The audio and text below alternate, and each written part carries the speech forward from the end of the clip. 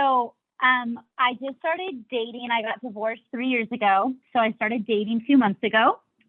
Okay. How long were you married? I was married for 7 years.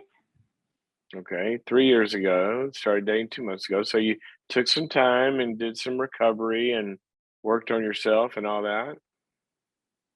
I did. Yes, I did. All righty. Good Went for to the you. Ultimate Leadership Workshop. So thank you. So I did all of that. And then I just felt like God, it was time for me to get out there. So I joined the dating app and I've gone, woo, yeah, I was super excited until I met Christopher. So we've been on 6 dates, and like 6 really good dates. We went to the Dodger wild card game and really great chemistry, really great conversation. He checks a lot of boxes. On our 6th date, we went out to dinner and went to the movies, and I asked him the question, what are we? And he said, looks me in my eyeballs. Dr. Cloud says, Nicole, you're the one for me. I want to marry you. And I was like, oh my gosh, like, how do you know that? He's like, I just know. He's like, I want to be exclusive. He's like, I'm all in. Are you all in? And I'm feeling the same way about him. So I tell him I'm all in. Let's be exclusive. Didn't sleep with him, none of that. But I texted him the next day and I said, thank you so much for dinner last night. I know it was expensive. I really enjoyed my time with you. Wait, hold on. You talked a little fast. Hang on. Wait, stop. Oh, sorry. You texted, talk a little more slowly. You texted him the next day and said what? Thank you so much for dinner last night. I know it was expensive. I had a really good time with you.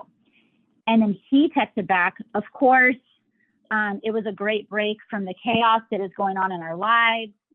And I texted back absolutely. And then Dr. Cloud, I have not heard from this man in 7 days.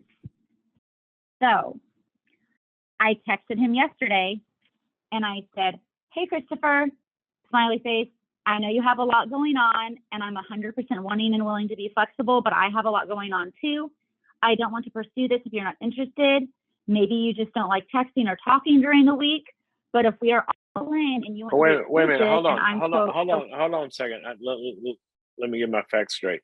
Okay. The last time you had texted was your response about dinner? Yes. So there was total nothing for a week. You hadn't texted at that point yet? Nope. Okay. So total darkness for 7 days. Yes. And then you text and say what you said. All right, go ahead. Yep. And so then I said, I don't want to date other men. I like you, but it's hard for me to hear you tell me I'm the one and not hear from you. I feel so stupid for even sending this text, but here you go. And that was yesterday, and I have not heard from him still. So is he alive? I mean, do you know he's okay? Well, so last night I texted him. I called his phone and he didn't pick up, and so I texted him, hey, are you okay? Do you need me? ? Let me know. So I haven't met his family, so I don't know he doesn't have social media except for Facebook, but he never goes on there. So I don't know. Do you know his friends? It sounds like a missing person. I mean, there are such things as getting ghosted, but I would. Yeah. Do you have any way of knowing that he's all right? No, I don't have any way of knowing. I mean, I guess I could, on his Facebook, it says who his, mom is and friend, but I don't want to, I guess I could reach out to them, but I feel like I haven't met them at all. So I don't. You don't know where he lives? You don't know where he lives? No, I haven't been to his house. I mean, I know that where he works? He just sold his house in Casino Hills. I know that I don't know the name of his company. No.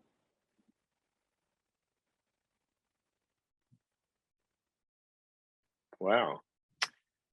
Well, people do get ghosted. This happens. I mean, I actually know of one scenario, friend of a friend, where they were dating for quite a while, And then he proposed and gave her a ring, and she never heard from him again.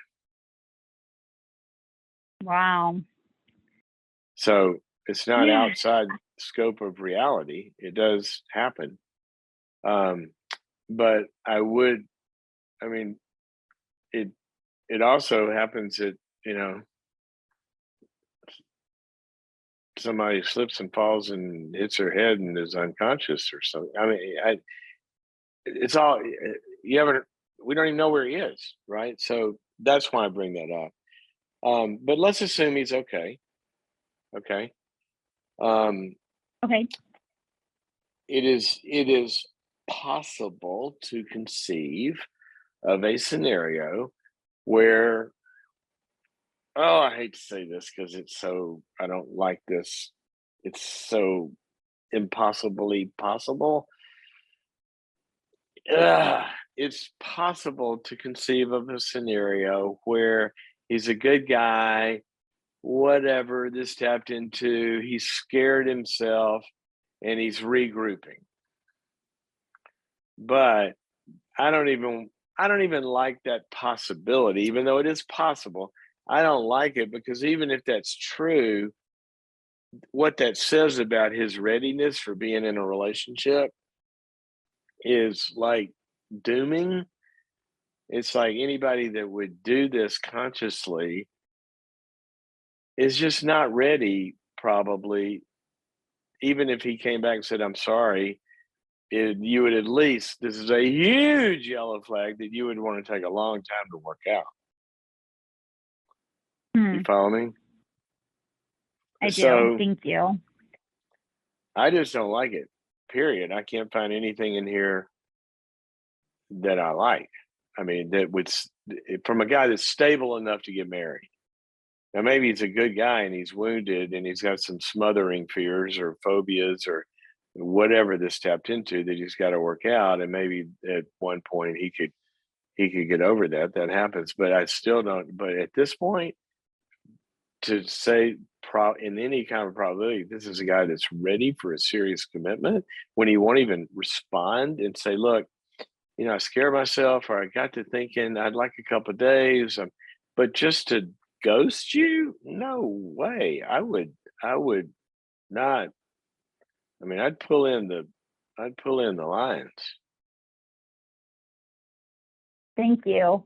It was surprising because on our first date, we went to the Dodger game. We spent, quite a long time together there, and it was so much fun. And then we'd gone on, it was our sixth date, and he drove out here.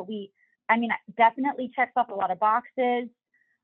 He's 8 years older than me, and he checks off all the boxes, and he looked me, Dr. Cloud, in my actual eyeballs and said, I know that you're the one for me. I want to marry you. I'm all in. Are you all in? Now, this was after, it was like getting more physical, making out and all the stuff. But I was like, hold on, what are we? What are we doing? Because this is, we've only gone on 6 dates. So what are we? And that's where he told me what he told me. And I was good with it. I was willing to be exclusive and to see where this goes. And then, so I guess, I don't know if I know that men, but I do tend, like the last man that I dated also was avoiding, like not wanting to commit. And so I'm trying to think about if I'm attracting men that have commitment issues. Because after my marriage, I met another man, and it was too soon after my marriage, and we dated, and he also wasn't ready to commit. It's possible. So that's where there's no shortage. There's no shortage of those to begin with, but it may mean but it may mean that you do. So let's put it this way: there are men that are not ready to commit or unwilling to commit or whatever.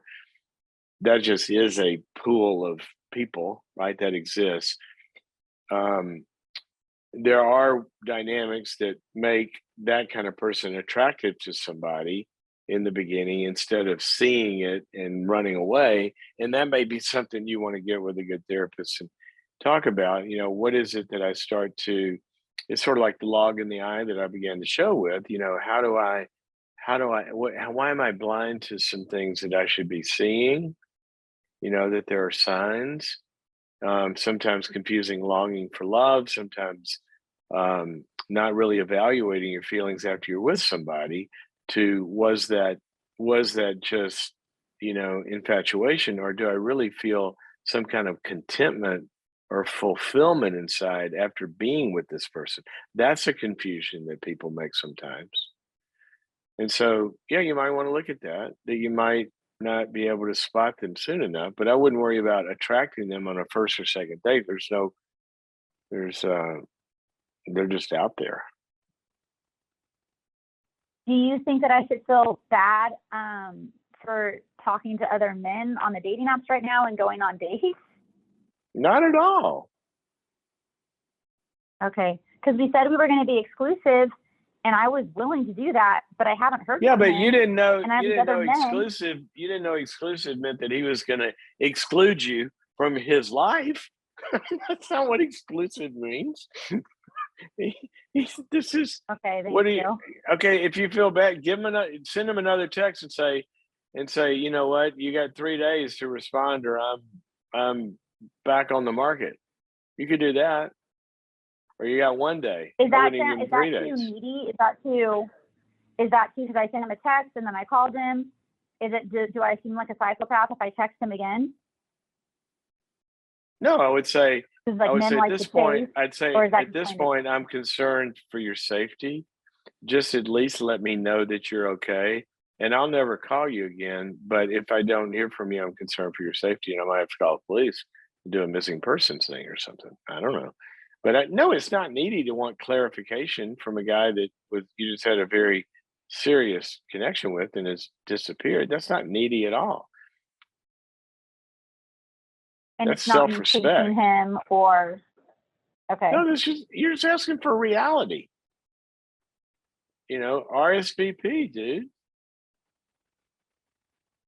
Yeah, I wouldn't be like this if we had just gone on a date and he hadn't texted me. I'd say, okay, well, maybe but it's confusing to me because he said all the stuff. I got it. I understand. And I'm just telling you, it's not needy for you to question that. Get clarification. Say, if I don't hear from you, I'm done. So you got 24 hours or something. Okay? Got to run up against the clock. Thank you, Dr. Cloud. Thank you. Okay, Thanks. stay out there. Bye. Don't give up just because you had one bad, experience. Thank you for your call.